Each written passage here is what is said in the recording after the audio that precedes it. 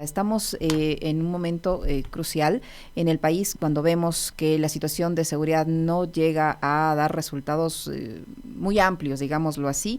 En las últimas horas se conoció sobre el hallazgo de cuerpos de adolescentes embalados en Palenque, por ejemplo, más casos de sicariato. Ahora en la mañana se conoció además de un intento de asalto al hospital de Solca en la ciudad de Cuenca. En fin, un sinnúmero de hechos que sumados a alertas que pone, por ejemplo, UNICEF sobre el maltrato de niños y menores en el país, sobre las condiciones de inseguridad en la que viven, pues nos alertan de que algo todavía no está dando el resultado esperado. ¿Qué evaluación ustedes desde la Academia han hecho sobre la aplicación del plan denominado Fénix, este plan de seguridad, sobre esta renovación del estado de excepción para determinadas provincias y la vigencia del conflicto armado interno, cuando vemos que, por ejemplo, estas cosas continúan pasando pese al establecimiento de todos estos elementos, ¿no? El plan de seguridad, el conflicto armado interno y el estado de excepción? Buenos días, bienvenida. Hola, Licenia. Buenos días, Alexis. Un saludo a la audiencia también. Creo que para responder la pregunta, lo primero que tenemos que hacer es tomar un poco de distancia con lo que ha pasado en estos meses. Estamos como muy envueltos en la cotidianidad y también muy impactados con las cuestiones o con los eventos violentos que tenemos en el país. Pero si tomamos un poco de distancia, podemos decir que eh, hay una política de gobierno, hay una política pública de seguridad que no conocemos, ¿sí? Y podríamos decir que el presidente, el nuevo gobierno, empezó a tomar decisiones de seguridad a partir de enero, específicamente con la toma del canal de TC Televisión, aunque habían habido algunos eventos anteriores que iban perfilando la reacción del gobierno. Entonces, vemos que eh, hay una política que se concentra en el uso de la mano dura para enfrentar la inseguridad y la violencia, y también hay una política que atiende a la coyuntura. Es una política que no es estratégica o no tiene una mirada de mediano y largo plazo. En este contexto, con esta lógica, que es la que se intuye de las acciones que ha tomado el gobierno, pues vemos que hay pues el decreto de 3 estados de excepción durante estos 5 o 6 meses de gobierno, ¿no? Entonces, más o menos, estado de excepción cada 2 meses. Tenemos una declaración de conflicto armado no internacional y tenemos una suerte de militarización por imposición. Claro que lo permite la excepcionalidad y la declaración del conflicto armado no internacional, pero también tenemos una militarización por pedido, ¿no? Y esto se avala en la consulta popular, cuando la gente dice, sí, sí, queremos más militares en la calle, sí, sí, queremos más medidas extraordinarias de seguridad. Entonces hay una predisposición de la población ante los eventos violentos que vivimos todos los días, pues para tener más militares en las calles. Y además tenemos un retorno al fortalecimiento de la cooperación internacional, sobre todo la cooperación norteamericana, que a través de acuerdos y de un conjunto de concesiones en el país, pues se buscan ayudar o se busca fortalecer la lucha contra la criminalidad en el territorio nacional, ¿no? Y estas concesiones, estos acuerdos, se han logrado por iniciativa del gobierno anterior, bueno, diría desde el gobierno de Lenín Moreno, de Guillermo Lasso, ahora de Noboa, también con la anuencia y con la colaboración de otras funciones del Estado. Ahí tenemos a la Corte Constitucional que ha apoyado algunas decisiones del gobierno, ha apoyado que no se consulte a la Asamblea los acuerdos y las concesiones que se han hecho. Entonces, de este conjunto así breve de acciones que se han tomado, de esta mirada como muy general, pues sí podemos hacer un balance, ¿sí? Y podemos ver qué ha sido lo bueno, lo malo y lo feo de la gestión en estos pocos meses. Y bueno, si empezamos por lo positivo, que es lo ideal hacer, podemos decir que ha habido un control de las cárceles, ¿sí? Hay varios cuestionamientos sobre el respeto a los derechos humanos. Ahora mismo tenemos el problema de la alimentación de las personas privadas de la libertad, pero han parado las masacres carcelarias durante el gobierno de Noboa. Eso es real, ¿sí? Tenemos una reducción según las fuentes oficiales, que tampoco son claras ni son ni dan una cifra al unísono, pero dicen que hay una reducción de aproximadamente el 60% de la violencia. Es cuestionable, pero es la voz oficial. Ahora, no hay una reducción de la criminalidad y ha venido un repunte también de la violencia. Entonces, esta cifra y esta reducción puede ser muy matizada. Tenemos también la recaptura de Colompico y casi que hasta ahí termina el balance positivo. Es un magro balance positivo. Uh-huh. Ahora, si hacemos un balance o miramos qué es lo negativo, la lista se extiende un poco más. Y eso es lo preocupante. Si bien las cifras oficiales o las voces oficiales muestran que la violencia se ha reducido, sin cifras, no podemos decir lo mismo de la criminalidad. Es decir, no podemos decir que el narcotráfico se ha reducido, porque, bueno, la situación del narco en Colombia sigue siendo la misma, sigue habiendo un auge en la producción de cocaína, todavía se mantiene la intención de consumo en los grandes mercados pudientes, los que pueden pagar mucho dinero por consumir cocaína y otras sustancias también. El Ecuador sigue siendo un lugar de paso, de acopio, de exportación. El negocio de la cocaína no se ha reducido.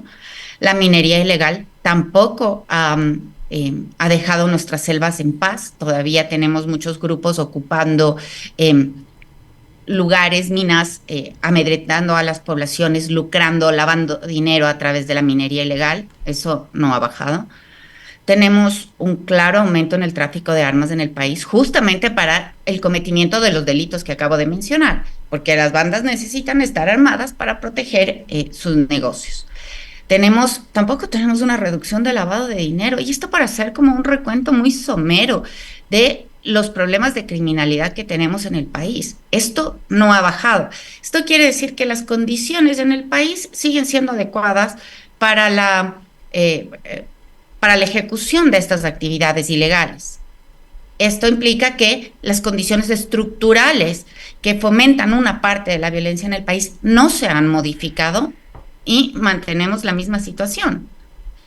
Por otra parte, aunque las cifras oficiales decían que la violencia se redujo en un 60%, es importante decir que se está hablando de la violencia en términos de homicidios y asesinatos. Pero claro, han recrudecido otras manifestaciones de violencia, ¿no? O sea, tenemos bombas, tenemos asesinatos, bueno, de figuras políticas, tenemos magnicidios, tenemos este crecimiento en cientos por ciento de las extorsiones, de los secuestros. Es decir, tenemos muchas manifestaciones de violencia que no han sido controladas y para las cuales no ha habido una estrategia específica de reducción y de control. También tenemos la detención por el estado de excepción y por la declaración de Cani. Tenemos la detención de más de 10,000 personas en el sistema carcelario, ¿no? Y solo un reducido porcentaje ha sido procesado. Esto habla de una debilidad del sistema de justicia, pero además implica un nuevo crecimiento de la población carcelaria, ¿no? Y la infraestructura carcelaria no ha sido ampliada, no ha sido mejorada.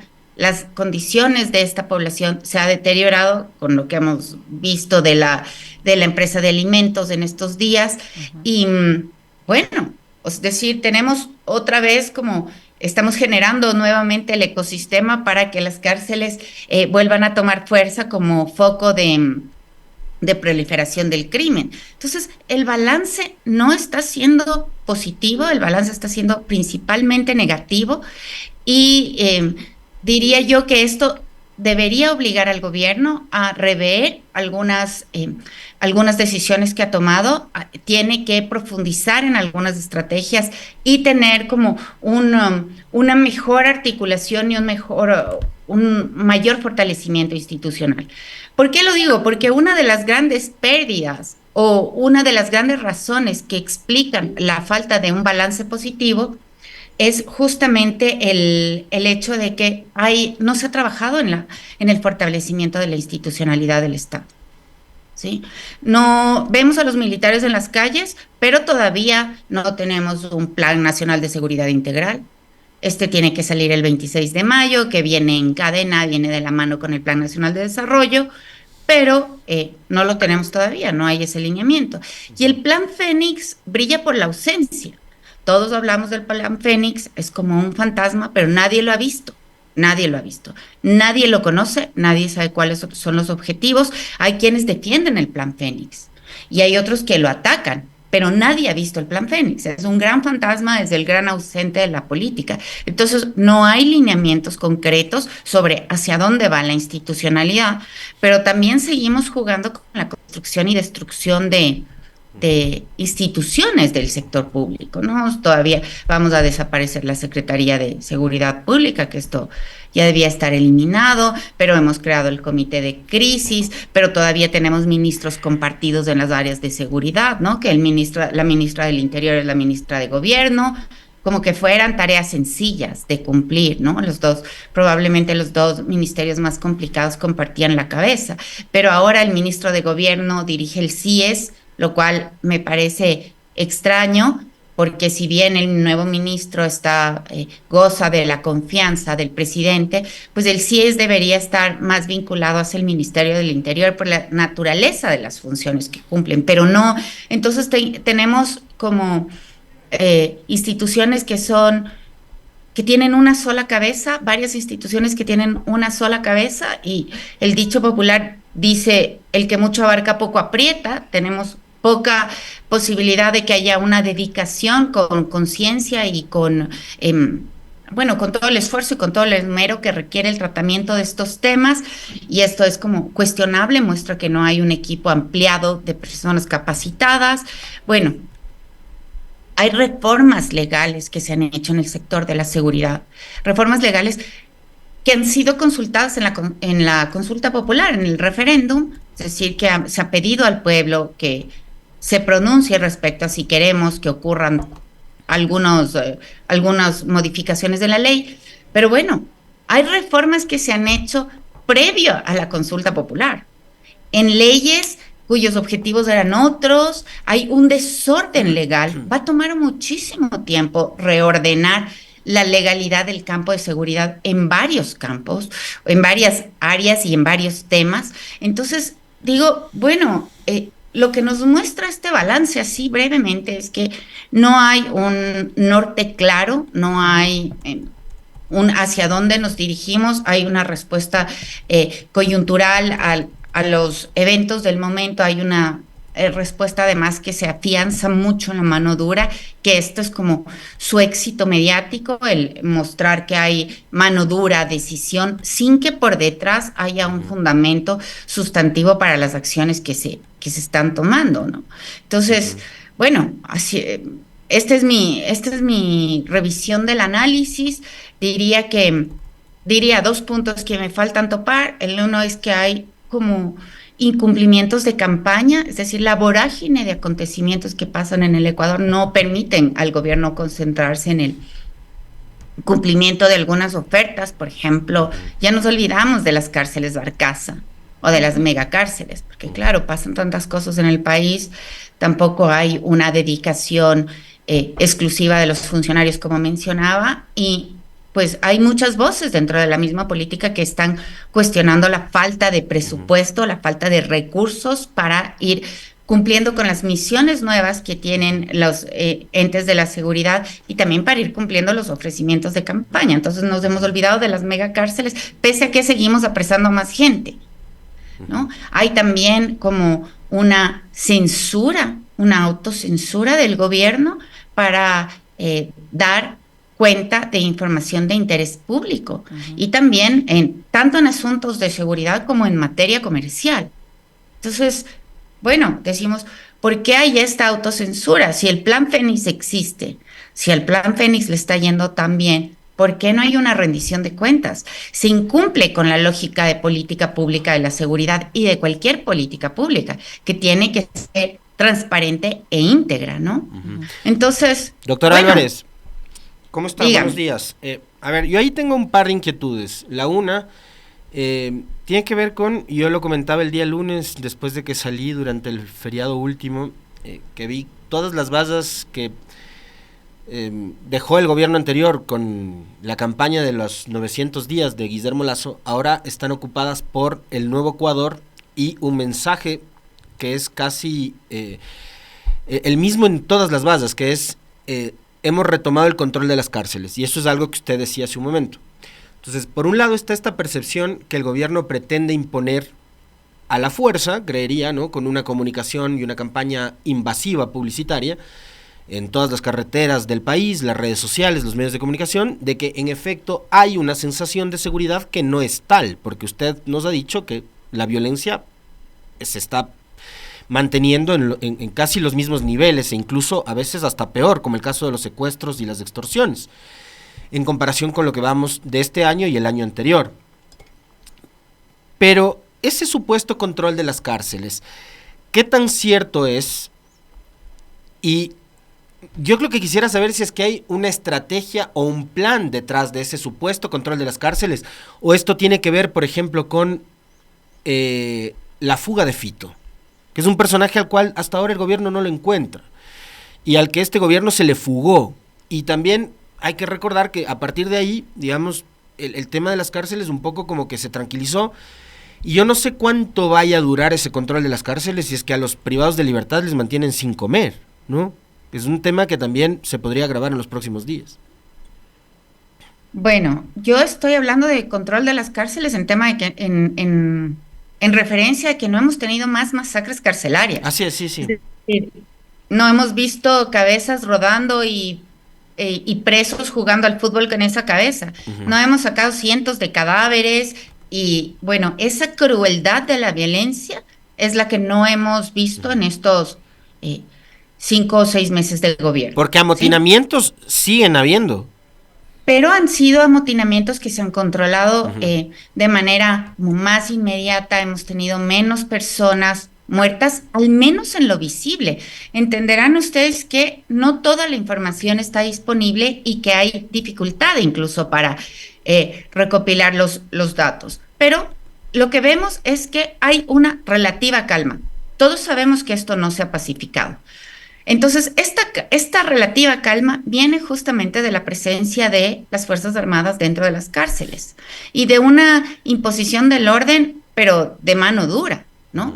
Y claro, si nosotros solo ponemos mano dura y no mejoramos la infraestructura carcelaria, seguimos metiendo gente dentro de las cárceles, pero no le damos de comer, las posibilidades de que haya una nueva crisis de dimensiones significativas, como vimos en los años anteriores, es muy posible, ¿no? Es muy esperable que volvamos a tener esta violencia en las cárceles porque, como decía, hay una política que atiende únicamente a la coyuntura con el uso de mano dura.